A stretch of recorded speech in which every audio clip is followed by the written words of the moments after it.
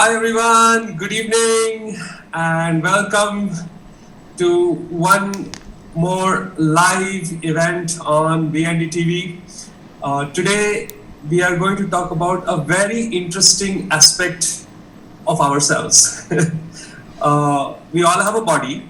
I hope all the people watching this video have a body. You should be, fingers crossed. And all bodies have something called the vagus nerve. It starts somewhere inside your brain and goes all over the body, almost all the way to your tummy. It touches almost all the organs on its way down, and that's how it got its name, Vagus the Wanderer. And I have with me Dr. Rati Godrej and Nisheeta Bajaj Janssens, and the three of us will be will be talking about the vagus nerve, and Rati will be talking more about the medical aspects of it, and I will be talking a little more about the holistic and the spiritual aspects of it. So I'm happy to welcome all of you on our channel. This is going to be a really quick live video. We're going to go pat over everything, and Nisheeta, over to you. Thank you. Lovely to be back on BND TV. I won't introduce myself. I hope your viewers know me already. But for our viewers, there is a lot about Dr. Rati Godrej on Harvard Chan School of Public Health website. So take your time and learn more about her. But the headline about Rati is that she grew up in the United States and did her MD from UCLA and is an American board certified physician. Rati is a member of the American College of Lifestyle Medicine as well. So Rati, we'd love to hear from you from a medical perspective, just a very brief context about the vagus nerve. Rati, you are mute. You have to unmute yourself. Just to start, I'm extremely happy to be here. It's my first time, so thank you for inviting me. I'd also like to say that this is a very exciting topic because it connects our brains and our minds and our bodies and our spirit, and we have this one vagus nerve that is connecting us from our head to our gut to our heart, and this is going to be a very exciting conversation. So I did some research as well, and my husband saw me doing some research because there's so much information and so many studies there about the vagus nerve. And he put it together, which is, I think, a wonderful summary. So I'll just share that with you. It's called the vagus nerve. And to lead your life with calm and verve, pay attention to the vagus nerve. It serves to link body and mind, and through this nerve, we can find solutions for a better life. Free from stress as well as strife. When primitive man would fight or flee, he needed a burst of energy. Occasionally, stress can be of use, but chronic stress is awful news. In former times, I'd like to share that this response was rather rare. The path that you would have to take if confronted by a lion or a snake. But modern life right now is such that we're confronted with too much. No simple life of calm and ease, but hypertension and heart disease. Thus, to avoid this chronic harm, the mind needs to restore its calm. You can either moan or groan or improve your vagal tone. A correlation we clearly see with vagal tone and high HRV. But are there ways that we can hone a healthier, higher vagal tone? For those of you that are bold, submit to showers that are cold. Our breathing aficionados know that slow and deep's the way to go. It is important that we note the vagal nerve links to the throat. It helps to hum, sing, and chant, but merely gargle if you can't. Great benefits are what we see from fatty acids that are omega-3. They come mostly from the sea, and fish is the best source clearly. But vegetarians don't despair. A little tip I will now share. You can get the best from seaweed or linolenic acid from flaxseed. And then there is exercise, which makes you calm, smart, and wise. For the indolent on any day, Massage would be the perfect way. The best areas that we clearly see are neck and foot reflexology. It would also be very wise to pleasantly socialize with good friends, spend a while, chat, joke, laugh, and smile. They say without hesitation, the surest bet is meditation. If all these various things are done, joy and happiness can be won. I wrote this poem to please my wife, my secret to the art of life. That is so fantastic. I don't think we need to talk anymore. We're done. The session is much shorter than we anticipated. So there you have it, written by my husband Nadir as he saw me trying to get all my data together for the talk. And I think it's a great summary. So So let's Nadir start. not only does what he does, but clearly he has a lot of insight into the body and mind, Yes. and is a poet. Yes. And his wife. Yes. Yes. And his wife, who truly believes in yoga and meditation to improve health and well-being. So I think it's rubbed off on him a little bit. So Bawa, are you going to show us one of those techniques that Nadir wrote about? Yeah, well, like in the poem, she said, the vagus nerve goes through the throat. And so almost anything you can do with the throat, you can hum, you can chant Om, Om. You can do any of these. Whoops. You can do any of these things, or even gargle. That gargle. All these help activate the vagus nerve and improve vagal tone, especially for children. Sometimes they have stage fright. They're like, can't go on stage, can't they're frozen. At that time, if you just make them hum something simple, Twinkle, Twinkle, Little Star, for example, just that itself can calm the child down, and suddenly they will feel, oh yes, I can go there and do it. So literally anything with the throat, humming, gargling, chanting Om, will help the vagus. So I have a question, Bawa. When you do these things to help or activate the vagus, as you said, what can it make you? So for instance, can it turn you into a Mozart or a Da Vinci? Yes, actually it can. You see, the vagus is all about rest and digest. When the vagus is activated, your body can rest and it can do the one thing it really wants to do. It can digest your food. Hard work will only take you to a certain place. We have all realized that there is a huge gap between hard work and success. And that insight, that flash of inspiration, you say, oh my God, how did I not think of that before? Right? That comes when you rest and relax and chill after doing that hard work. In fact, if you look at any of those huge discoveries, like Kekule and the benzene ring, he thought and thought and thought and thought, how can C6H6 be represented as a chemical formula? And after doing all that thinking, he was resting. And he had a dream where he saw those three snakes eating each other's tails, and he said, "Oh my God! It has to be a ring. It has to be a And that's how the benzene ring was kind of discovered.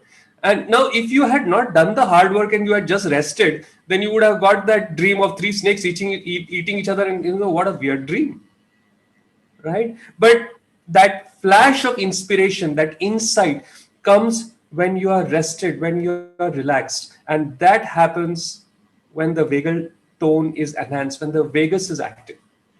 So yes, it can make you a Mozart, it can make you a Da Vinci, it can make you into the best version of you. Right. And also one thing to add to that, Nisheeta, is that performers, tennis players, super athletes also are often in a very relaxed, in the zone phase, where they are not conscious of how they are hitting that ball, where they are hitting it. But because they're in that relaxed state, they're able to perform at a much, much higher level than most people who are actually thinking about how to hit the ball, where to hit it. So this whole idea about the vagal tone, it's really your central nervous system, which is of course your motor function and things, but it's also the enteric nervous system, which comes through just automatic, almost like a reflex, where they're not even thinking about what they're doing. Like Is they that say, what you call gut? yeah, it's in the gut, exactly. And it is exactly where the solar plexus is, where the vagus nerve comes down from the base of the brain and all the way down through the chest, through the diaphragm, and merges with the solar plexus. So it's actually part of that bundle. And they say that things that you learn, which you don't have to think about, like tying your shoe, you don't say, okay, I'm going to make a loop now and then another loop and then cross it. It's ingrained in you. So these players obviously have such a proficiency level that they can do this without thinking at all. So that part of their enteric, nervous system is working very, very well, partly because the vagus is in such a high tone. But what about pure intelligence? So what about the effect on the brain? Pure intelligence. I think that what it does, there's definitely a correlation to the brain waves. Okay. So when you're making decisions or you're thinking cognitively or solving problems, they have found that people who are in a more relaxed state of mind function so much better, which is why and stage fright and worry and things just seem to make people sometimes set themselves up for not succeeding. So that relaxed mind is extremely important to even think more clearly, make better decisions, have a higher state of cognitive function, and actually improve the brain function. And they've been able to see this on MRI imaging, that there are certain parts of the brain when they're relaxed are working at a very high level. And it's been shown.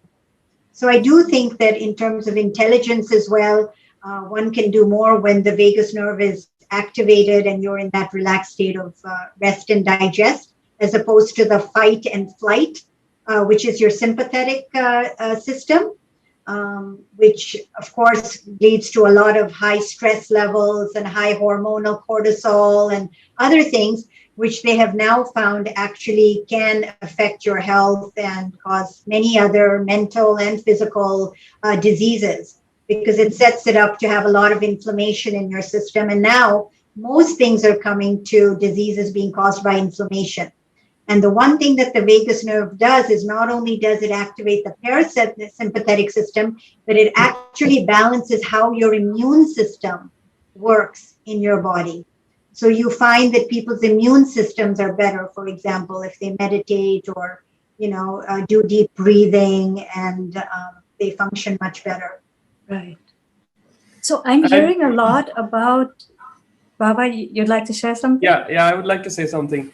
The vagus nerve is all about social engagement. It in fact is that which makes us human.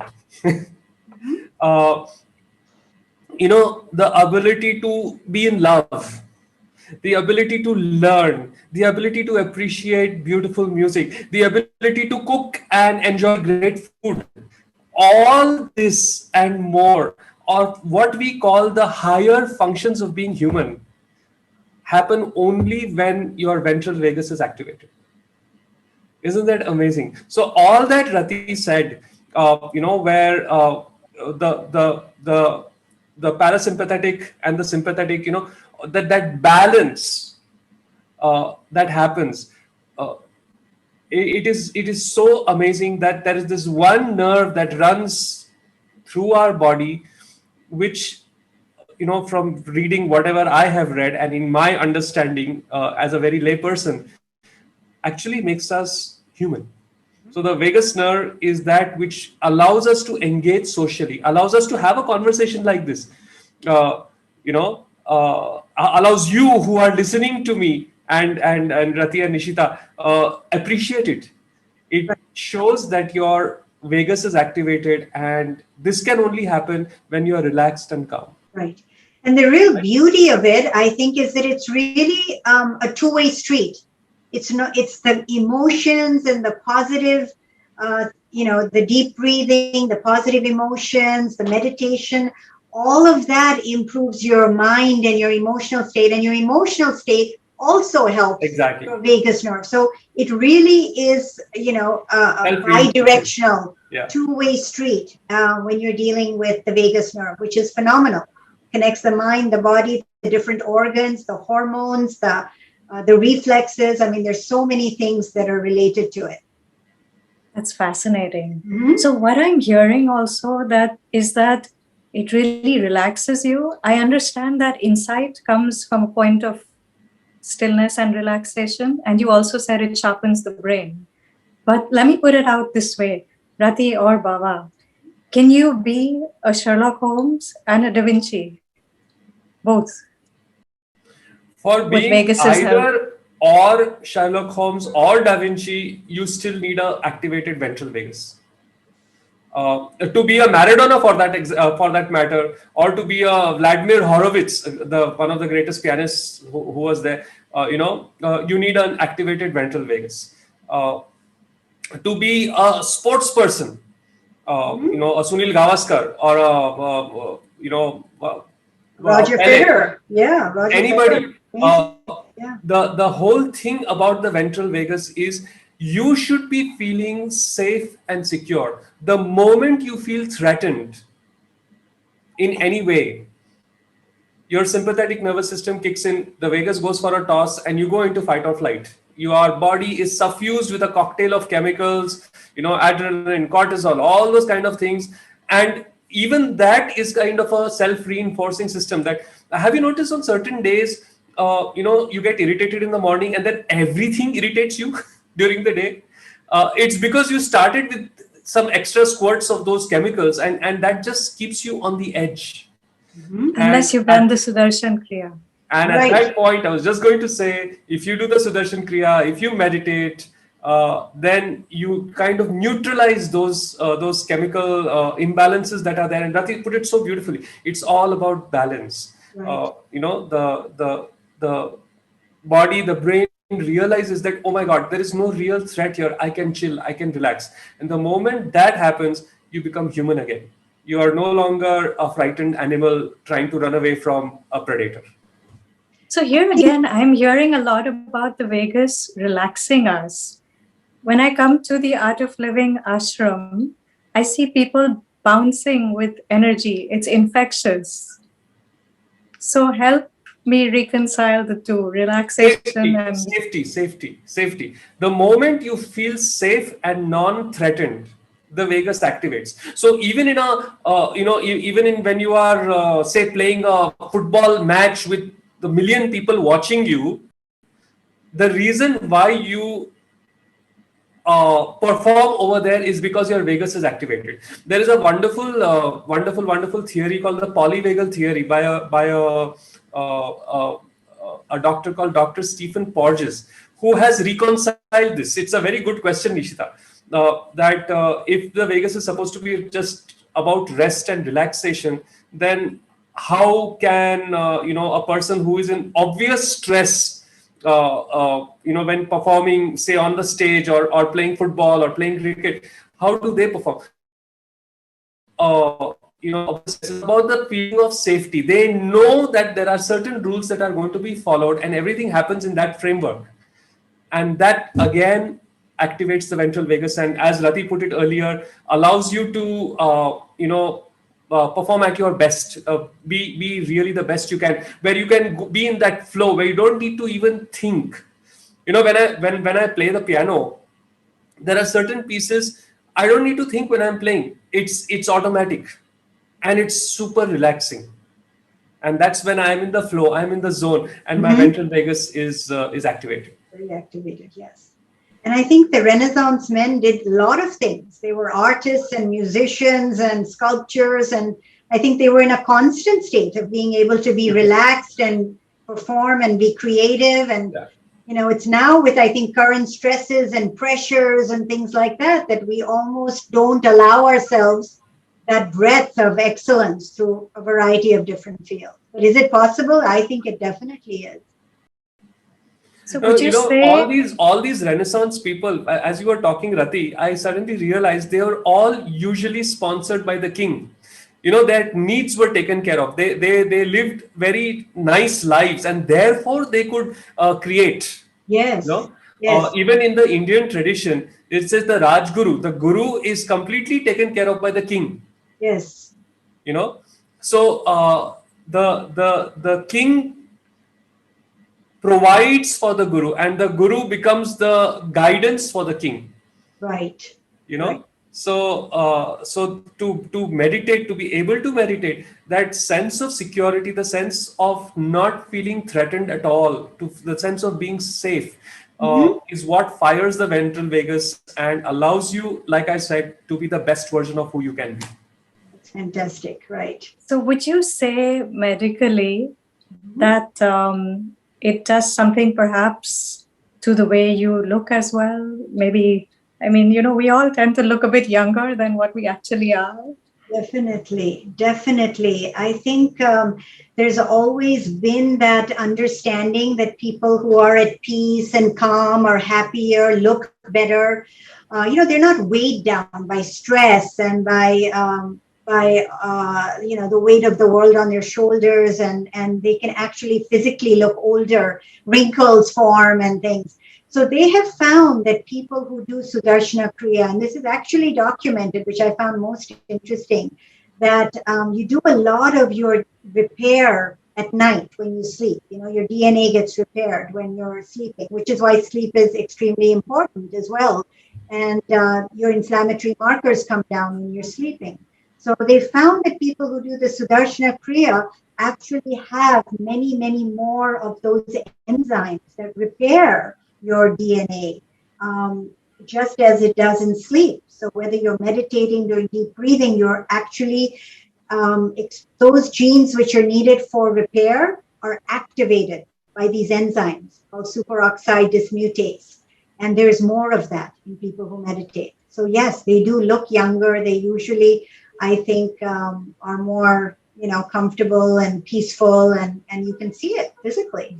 Many people like you, Nisheeta, 20 years younger, I think, than you are. Don't let out the secret, please. Okay. You have to admit, she doesn't look. Absolutely. There's no doubt about it. Looks like a teenager. Okay. And Rati, while you were talking about meditation, I have seen Gurudev really encourage a lot of holistic healing techniques also.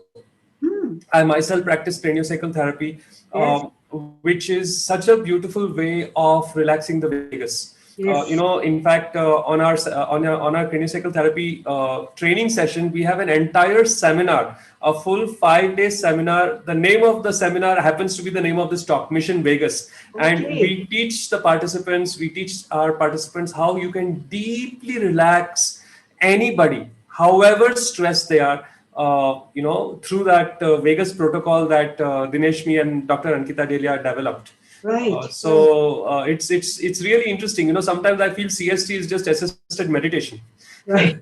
And I'm going to be a little shameless here and advertise. Absolutely. No. We are about to start the craniosacral therapy training for this year in the next 5 days. On the 7th of April in Bangalore Ashram, we start the craniosacral therapy training. It's a 1-year training.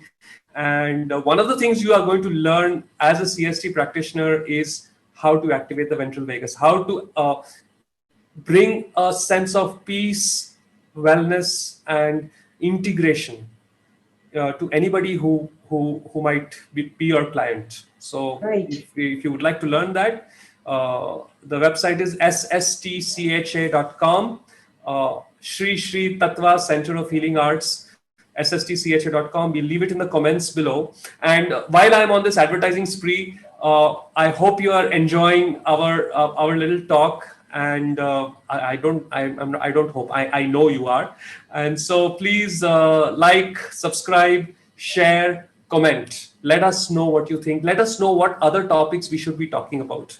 Okay, so definitely subscribe to our channel, and you will have access to so many more videos, and you will get notification when we do a sudden live session like this. Okay, so remember to press that bell icon as well. Okay, end of commercial. Now the big question, Bawa. Is activating the Vegas, can it make you a Superman? Can it give you Siddhis? You know, the greatest siddhi is to be able to smile when there is a storm going around you. True. What's the big deal in flying? Birds do that. It's not a big deal, right? Uh, I'll tell you a little story, Nisheeta. We were walking along with Gurudev in Rishikesh. This was almost 20 years ago. We were walking on the banks of the Ganga. And there was this sadhu type person who was sitting there doing something. And Gurudev goes up to him, and he must be about 7-8 people with Gurudev, not more. And Gurudev goes up to him and says, what do you do? He said it in Hindi, "Aap kya karte ho?" So this guy gives a long list. I do this chanting, I do this yoga, I do this breathing, I do. So Gurudev listened to all that and he said, "Uska phal kya hua? Matlab, what's the point? What? And he says, "I've been doing it for 20 years." So we were all like quite impressed. And Gurudev says, "So what? So therefore, what can you do because of all this? What siddhi did you develop? How did you become a Superman?" And that guy says, "हम इस पार से उस पार गंगा जी के ऊपर चल के जा सकते हैं. I can walk on water." And of course, the 7-8 of us around Gurudev were quite impressed. He says, well, Gurudev is not impressed at all. He puts his hand on that guy's shoulder, turns him around and shows him the bridge. He says, "उधर bridge तुमने दिखा नहीं? Bridge के ऊपर से चल के जाते. 2-3 महीने में तो तुम तैरना सीख जाते. You would have learned how to swim. What were you doing 15 years sitting here? What are you doing? Just come. I will teach you. I will teach you how to meditate." He said, "ये सब साधना करने से तुम्हारा अहंकार तो गया नहीं. Your ego is still in place. You are so angry person." He said, "Come." And then one of us only taught him the Sudarshan Kriya, this man. And this guy, he was like, he said, "What I have been searching for 15 years, your guru has given in half an hour to me." He said, you guys have no idea the kind of luck and fortune you have got to be able to learn this thing just like that. He said, हम इतने साल तपस्या किए और तुम्हें तो ऐसे ही हंसते हंसते मिल गया है. So, even the Siddhas consider a person who does meditation and Sudarshan Kriya far superior. So, it's so beautiful. Ventral So Vegas rocks. It is. It's an And does the amazing- effect stick? Or, come midnight, the fantasy fades and you're back to Pumpkin City. Yeah, it could. It doesn't matter because you know how to get back into the fantasy once more. You just do, and there you go. No, life happens, right? You could be most relaxed. Think of a pool of water, very calm, but someone throws a stone in it, there will be ripples, isn't it? We cannot expect that in calm water, when stones are thrown, there will be no ripples. Then that is not water, right? The point is, how soon do those ripples subside? So, yes, you will get angry. Yes, you will feel sad. Yes, jealousy will come. Yes, all that will happen. But it will come and go in moments. And that is the point. Beautiful. Rapid fire? Yes, please. Great. I'm ready. Does your sleep pattern affect the Vegas? Of course.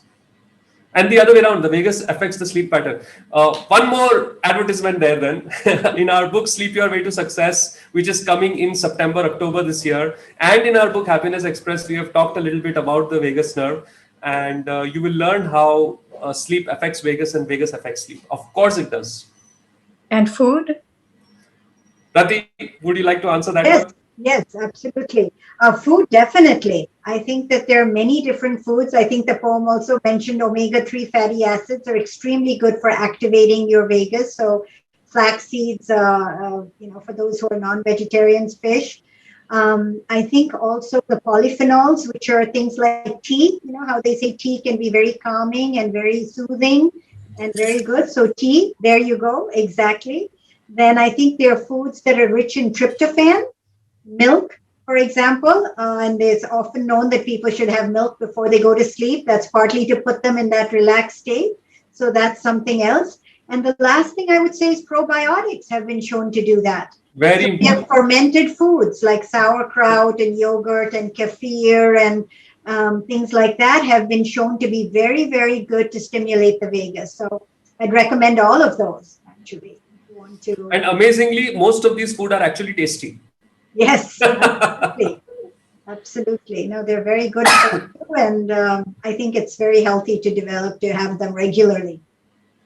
Fascinating. Mm-hmm. And strong emotions, do they affect the vagus? Yes, any strong emotion can affect. It's like throwing the stone into the pool. But a strong vagal tone will allow you to not be so affected by emotions. The emotions will come. They will affect you. The point is not that they affect you or not. The point is how long their influence lasts on you. So a strong vagal tone will allow you to bounce back to equanimity very fast. Okay, So samadhi. that's the mental stress, but what about a physical stress? We have these vasovagal episodes where people faint, and Right. sometimes that is because their vascular tone from the heat or, from alcohol or from a stressful situation. I know that happened to me. I was a third-year medical student and standing there while holding this patient in a very difficult position, and we were having trouble putting the needle into the spinal cord to get the cerebrospinal fluid out, and there were a lot of people in the room, and it was summertime and it was hot. And I could just feel myself sort of fainting almost as I was trying to help this person. So that's when the stress level is so high and your blood pressure, really drops because you're standing there for a long time or you're in the heat and you're vasodilating your blood vessels. But the vagus nerve tries to go into overdrive to protect you a little bit because there's so much sympathetic tone. It needs parasympathetic tone to balance it. And that's just one of the ways that, your vagus nerve tries to protect you. So I think whether it's a mental stress or a physical stress, if you have a very strong vagal tone, again, through, exercise, breathing, cold water, foods, meditation, definitely, then chances are that you will keep your balance and you won't go into a very damaging state of high stress. And you won't have the, health ill effects from that. So now I really want to know, and this is my last question. I leave for Europe tomorrow night. It's cold over there. Does change in climate affect the vagus? Absolutely. Cold air, cold water are very good to stimulate the vagus nerve. So they say, and I'm sure in the ashram they do it regularly, have cold water baths. I'm sure that they do. I have trouble with it, but they say that at least you can rinse yourself off in the last 30 seconds or 1 minute with cold water. And that's very stimulating. And they say even if you go out in a colder temperature, you don't have to bundle up so much. If you're just a little bit on the cooler side, chances are that's better. And if you have people falling asleep, they say if you wash your face with cold water, you may sleep better. So that's interesting. Rati, there is one thing while you were speaking, I suddenly realized, I have been with Gurudev in Switzerland, in Germany, in the depths of winter.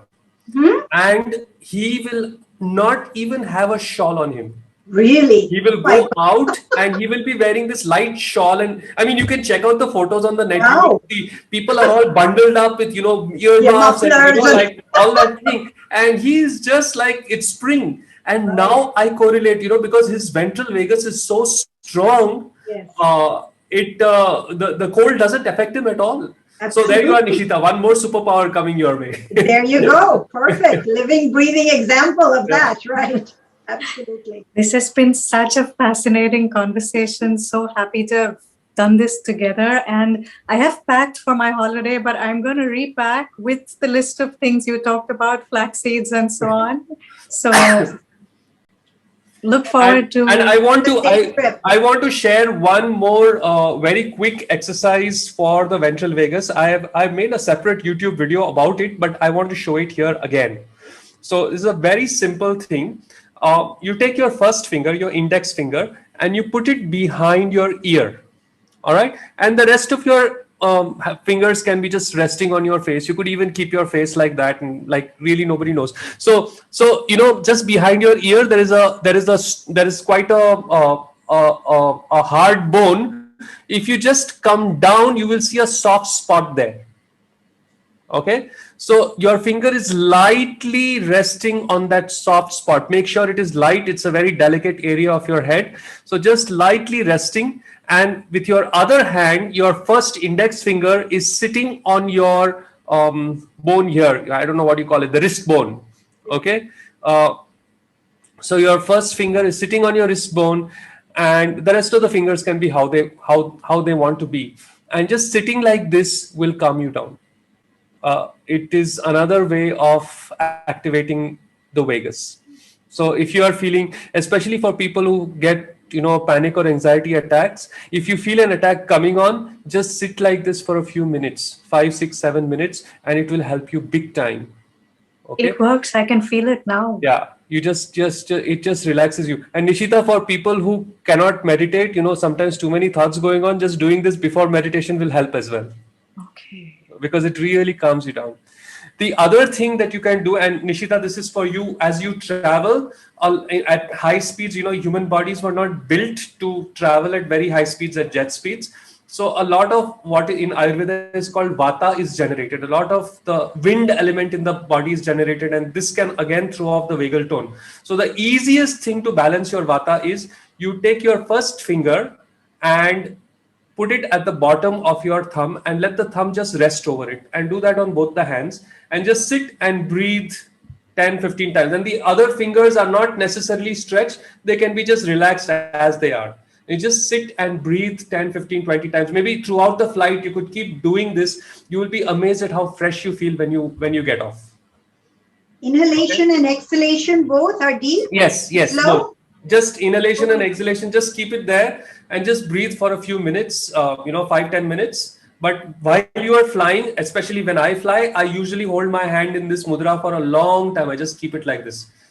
It's called the Vat Shamak Mudra. It is something to cool down, to calm down, to balance the Vata in the system, which is created by travel, which can again affect the vagus. So these two more bonus tips for all the people who waited till the end of the video. Baba, do you breathe in through your nose and out Yes. through your mouth, or You breathe can do however you wish, Rati. You don't need to. I mean, you can just sit like this and have a conversation. You don't have to bother about the breathing also. Okay. But yeah, in through the nose, out through the mouth is best. Okay. Yeah. Excellent. So thank you so much for joining us today, Nisheeta and Rati. It was just brilliant having you, and this has turned out to be even cooler than I thought it would, this video. Yes. So for more of these kind of videos, please like, share, subscribe, and remember to press that bell button so that you get that notification when we go live. And believe me, Dinesh and I are planning to do a lot of live videos, so don't miss out on them. We will soon have even more technology in place where we will be able to take live questions, and hopefully from the next video or the video after that, we will be able to do that. So I want this to become really an interaction from us with all of you. Okay, so let us know in the comments how you like this little episode. Let us know what happened when you did this, or you gargled, or you chanted Om, or you meditated. Let us know how the Vagus made you more human. Okay, until next time, Jai Gurudev, good night.